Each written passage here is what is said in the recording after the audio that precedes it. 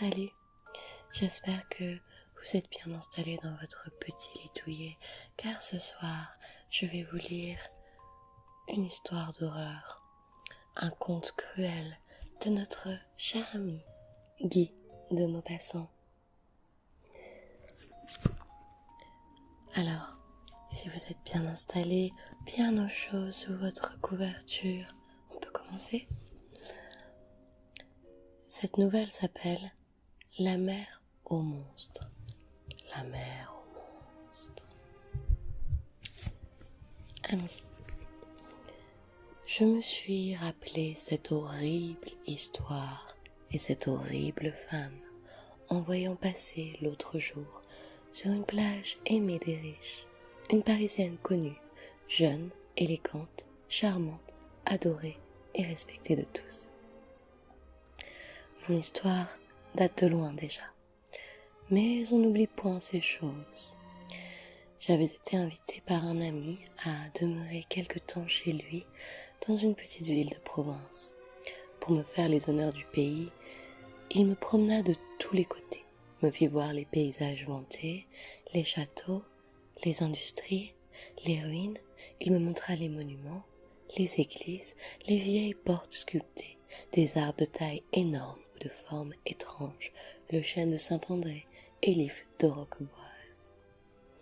Quand j'eus examiné avec des exclamations d'enthousiasme bienveillant toutes les curiosités de la contrée, mon ami me déclara avec un visage navré qu'il n'y avait plus rien à visiter.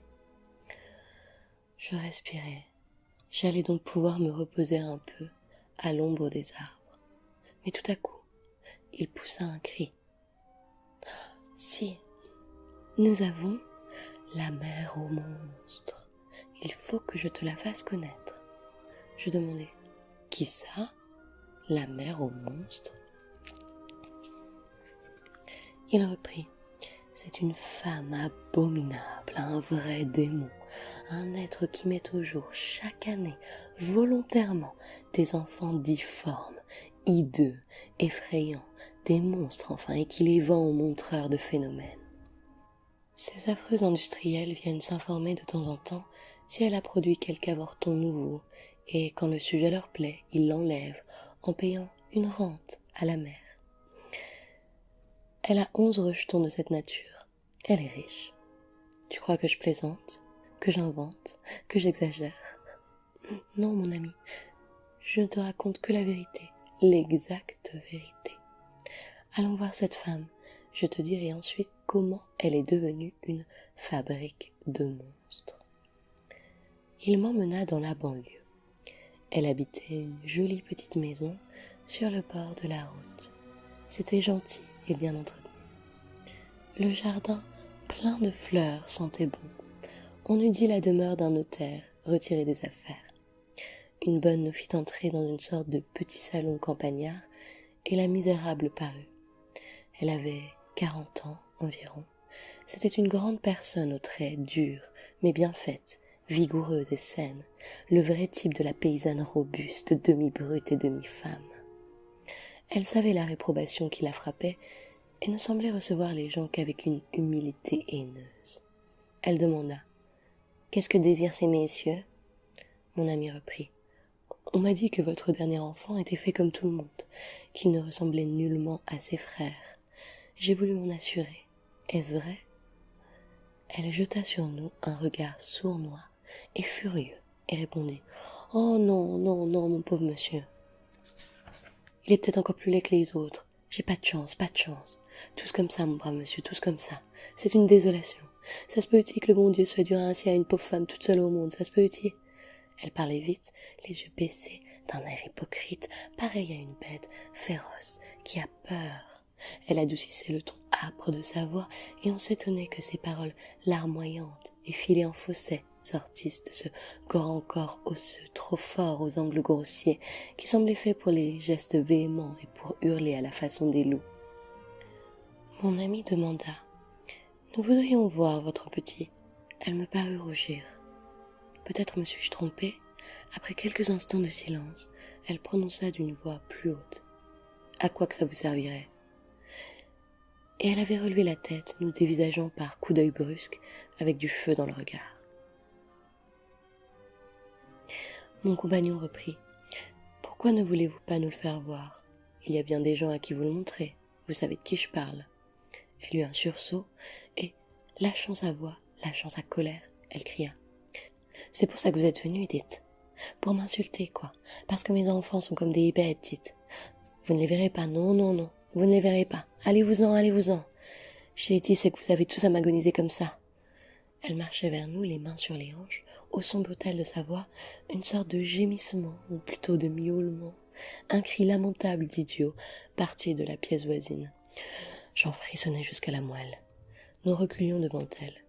Mon ami prononça d'un ton sévère.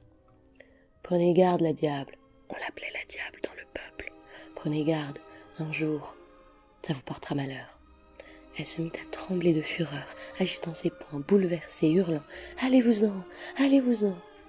Quoi donc qui me portera malheur? Allez-vous-en, tas de mécréants. » Elle allait nous sauter au visage. Nous nous sommes enfuis, le cœur crispé. Quand nous fûmes devant la porte, mon ami me demanda « Eh bien, tu l'as vu? Qu'en dis-tu » Je répondis « Apprends-moi donc l'histoire de cette brute. » Et voici qu'il me conta, en revenant à pas lents, sur la grande route blanche, bordée de récoltes déjà mûres, qu'un vent léger, passant par souffle, faisait onduler comme une mer calme. Cette fille était servante autrefois dans une ferme, vaillante, rangée et économe. On ne lui connaissait point d'amoureux, on ne lui soupçonnait point de faiblesse. Elle commit une faute, comme elles font toutes, un soir de récolte au milieu des gerbes fauchées sous un ciel d'orage, alors que l'air immobile et pesant semble plein d'une chaleur de four et trempe de sueur les corps bruns des gaz et des filles. Elle se sentit bientôt enceinte et fut torturée de honte et de peur. Voulant à tout prix cacher son malheur, elle se serrait le ventre violemment avec un système qu'elle avait inventé, corset de force, fait de planchettes et de cordes. Plus son flanc s'enflait sous l'effort de l'enfant grandissant, plus elle serrait l'instrument de torture, souffrant le martyre, mais courageuse à la douleur, toujours souriante et souple, sans laisser rien voir ou soupçonner. Elle estropia dans ses entrailles le petit être étreint par l'affreuse machine. Elle le comprima, le déforma, en fit un monstre. Son crâne pressé s'allongea, jaillit en pointe, avec deux gros yeux en dehors, tout sortis du front. Les membres opprimés contre le corps poussèrent, tortus comme le bois des vignes, s'allongèrent démesurément, terminés par des doigts pareils à des pattes d'araignée. Le torse demeura tout petit et rond comme une noix. Elle accoucha en plein champ par un matin de printemps. Quand les sarcleuses accourus à son aide virent la bête qui lui sortit du corps, elles s'enfuirent en poussant des cris. Et le bruit se répandit dans la contrée qu'elle avait mis au monde un démon. C'est depuis ce temps qu'on l'appelle la diable. Elle fut chassée de sa place. Elle vécut de charité et peut-être d'amour dans l'ombre, car elle était belle fille, et tous les hommes n'ont pas peur de l'enfer. Elle éleva son monstre, qu'elle haïssait d'ailleurs d'une haine sauvage, et qu'elle eût étranglé peut-être si le curé, prévoyant le crime, ne l'avait épouvantée par la menace de la justice. Or, un jour, des montreurs de phénomènes qui passaient entendirent parler de l'avorton effrayant et demandèrent à le voir pour l'emmener s'il leur plaisait. Il leur plut, et ils versèrent à la mère 500 francs comptant. Elle, honteuse d'abord, refusait de laisser voir cette sorte d'animal, mais quand elle découvrit qu'il valait de l'argent, qu'il excitait l'envie de ces gens, elle se mit à marchander, à discuter sou par sou, les allumant par les difformités de son enfant, haussant ses prix avec une ténacité de paysan. Pour n'être pas volée, elle fit un papier avec eux, et ils s'engagèrent à lui compter en outre 400 francs par an, comme s'ils eussent pris cette bête à leur service. Ce gain inespéré affola la mère, et le désir ne la quitta plus, d'enfanter un autre phénomène pour se faire des rentes comme une bourgeoise. Comme elle était féconde, elle réussit à son gré, et elle devint habile, paraît-il, à varier les formes de ces monstres selon les pressions qu'elle leur faisait subir pendant le temps de la grossesse. Elle en eut des longs et des courts, les uns pareils à des crabes, les autres semblables à des lézards. Plusieurs moururent, elle fut désolée. La justice essaya d'intervenir, mais on ne put rien prouver. On la laissa donc en paix fabriquer ces phénomènes. Elle en possède en ce moment 11, bien vivants, qui lui rapportent, bon an, mal an, 5 à 6 000 francs. Un seul n'est pas encore placé, celui qu'elle n'a pas voulu nous montrer.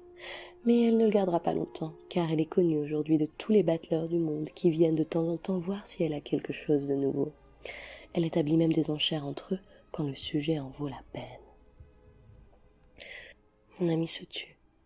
Un dégoût profond me soulevait le cœur et une colère tumultueuse, un regret de n'avoir pas étranglé cette brute quand je l'avais sous la main.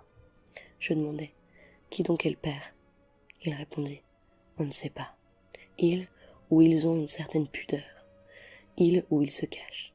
Peut-être partagent-ils les bénéfices. » Je ne songeais plus à cette lointaine aventure quand j'aperçus l'autre jour, sur une plage à la mode, une femme élégante, charmante, coquette, aimée, entourée d'hommes qui la respectent.